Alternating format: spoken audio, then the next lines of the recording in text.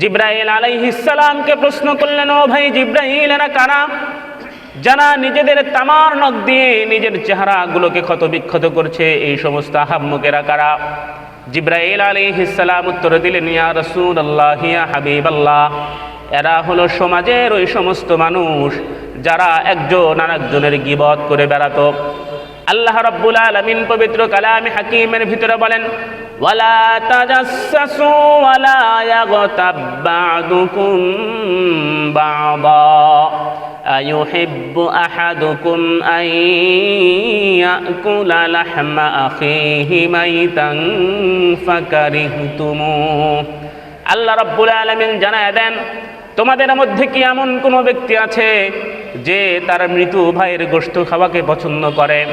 আল্লাহ রাব্বুল আলামিন পরবর্তী অংশে জানায় দেন, ফাকারিহতুমু, তোমাদের মধ্যে সুস্থ মস্তিষ্কবান কোনো মানুষ এই বিষয়টাকে পছন্দ করবে না, বরং মৃত ভাইয়ের গোশত খাওয়াকে তারা অপছন্দ করবে।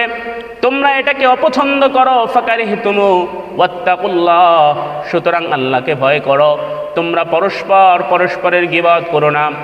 আর রাসূল করিম সাল্লাল্লাহু আলাইহি ওয়াসাল্লাম যখন মেরাজের ভিতরে গেলেন, বাইতুল্লাহ থেকে যখন বাইতুল মাকদিসের দিকে রওনা হলেন, আল্লাহ রাব্বুল আলামিন তার হাবিবকে দেখায় দিলেন কোনো ব্যক্তি যখন কারো গীবত করে তার পরিণাম এবং তার শাস্তি কেমন ভয়াবহ হতে পারে।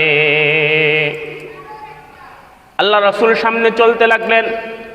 কিছু দূর যাবার পর তিনি দেখতে পেলেন কিছু মানুষের সামনে দুটো ডেকচি রয়েছে, দুটো ড্যাগ রয়েছে। একটা ডেকচির ভিতরে ভুনা সুন্দর সুস্বাদু গোস্তর ঘ্রাণ বের হচ্ছে, সেখানে সুস্বাদু গোস্ত ভুনা করা আছে। আর একটা পাত্রের ভিতরে পচা দুর্গন্ধময় গোস্ত আছে। কিন্তু আহাম্মক মানুষগুলো সেই ভালো গোস্তগুলো না খেয়ে পচা এবং দুর্গন্ধময় ডেকচি থেকে গোস্তগুলো ভক্ষণ করছে। আল্লাহ রাসূল সাল্লাল্লাহু আলাইহি ওয়াসাল্লাম জিজ্ঞাসা করলেন, ভাই জিবরাইল, এরা কারা? জিবরাইল আলাইহিস সালাম উত্তর দিলেন, তারা হলো ওই সমস্ত নারী এবং পুরুষ যারা পরকীয়ায় লিপ্ত হতো। স্বামী নিজের ঘরের ভিতরে সুশ্রী সুন্দরী স্ত্রী রেখেও পরনারীর প্রতি আসক্ত হতো। আর ওই সমস্ত নারীরা যারা নিজেদের ঘরের ভিতরে স্বামী রেখেও বিবাহিত হওয়া সত্ত্বেও পর পুরুষের সাথে সময় কাটাতো। এই জন্য আল্লাহ রাব্বুল আলামিন তাদেরকে এই শাস্তি প্রদান করেছে। তাহলে যারা এই সমস্ত অপকর্মের ভিতরে লিপ্ত হবে, আল্লাহ রাব্বুল আলামিন তাদের শাস্তি কেমন হবে দেখায় দিলেন। আল্লাহ রাসূল সামনে অগ্রসর হতে লাগলেন।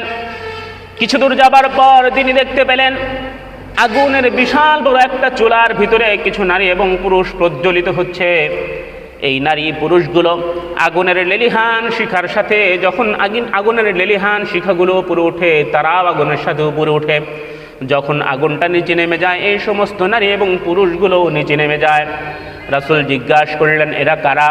জিবরাইল আলাইহিস সালাম উত্তর দিলেন, এরা হলো সমাজের ওই সমস্ত নারী এবং পুরুষ যারা সমাজের ভিতরে জেনার অপকর্মের ভিতরে লিপ্ত হতো, জেনা এবং ফাহেশা কাজের ভিতরে তারা সময় কাটাতো।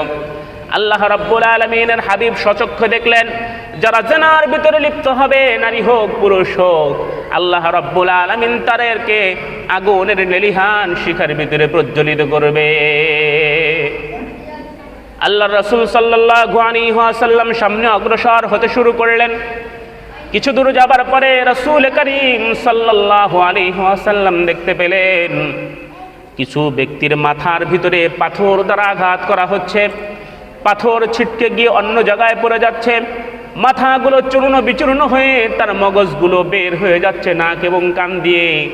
যেই লোক পাথর দ্বারা আঘাত করছে সে গিয়ে পাথর আবার নিয়ে আসছে, আবার এনে আবার এই ব্যক্তির মাথার উপরে মারা শুরু করেছে।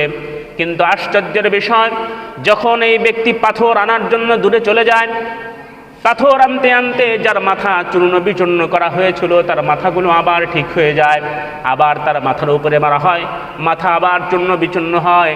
পাথর আনার সাথে সাথে আবার তার মাথাগুলো আগের মতো হয়ে যায়। আল্লাহ রাসূল জিজ্ঞাসা করলেন, ভাই জিবরাইল, এরা কারা? এদের শাস্তি এই কেন? জিবরাইল আলাইহিস সালাম উত্তর দিলেন, ইয়া রাসূলুল্লাহ, ইয়া হাবিবাল্লাহ, তারা হলো সমাজের ওই শ্রেণীর মানুষ যারা ফরজ নামাজ পড়তে অলসতা করত। কোন নামাজ পড়তে? ফরজ নামাজ পড়তে অলসতা করত, ফরজ নামাজ সঠিকভাবে আদায় করত না। আলী ইবনে আবি তালিব রাদিয়াল্লাহু তাআলা আনহু বলেন, মান ইউরিদু আন ইয়াতাকাল্লামা মিনাল্লাহি ফালইউসাল্লি, যেই ব্যক্তি চায় আল্লাহ রাব্বুল আলামিনের সাথে কথোপকথন করবে, সে যেন নামাজ কায়েম করে, নামাজে দণ্ডায়মান হয়। মুসাল্লি ইউনাজি রব্বা, কেননা মানুষ যখন নামাজ পড়ে তখন সরাসরি আল্লাহর সাথে কথোপকথন করে।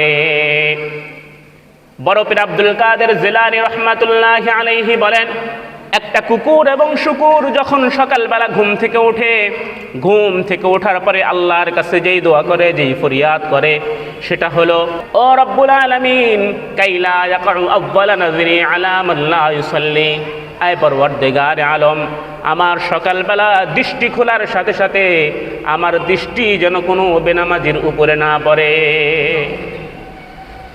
শুকুর এবং কুকুর যখন সকালবেলা ঘুম থেকে উঠে দোয়া করে, কাইলা ইয়াকাউ আউয়ালা নাযরি আলা মান লা ইউসাল্লি, যে ব্যক্তি নামাজ পড়ে নাই এর চেহারার দিকে যেন আমার প্রথম দৃষ্টিটা না পড়ে। এই জন্য নামাজ কত বড় সম্পদ।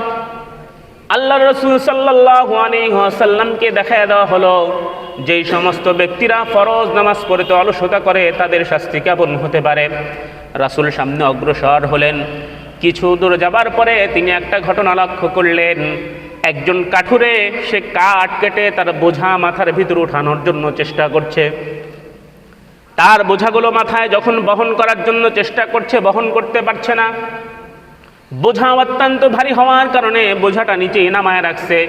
কিন্তু এই ব্যক্তি বোঝা হালকা না করার পরিবর্তে বরং দূরে গিয়ে আরও বেশি লাকড়ি সংগ্রহ করে বোঝা বান্ধা শুরু করেছে, গাঁটটি বান্ধা শুরু করেছে।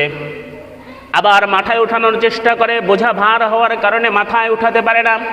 আবার বোঝা রেখে আবার লাকড়ি সংগ্রহ করতে শুরু করে, আবার সেই লাকড়িগুলো এনে তার গাঠুরির ভিতরে বোঝাই করে, আবার মাথায় ওঠানোর চেষ্টা করে, কিন্তু মাথায় উঠাতে পারে না। আল্লাহর রাসূল জিব্রাইলকে জিজ্ঞাসা করলেন, ভাই জিব্রাইল, এই ব্যক্তিকে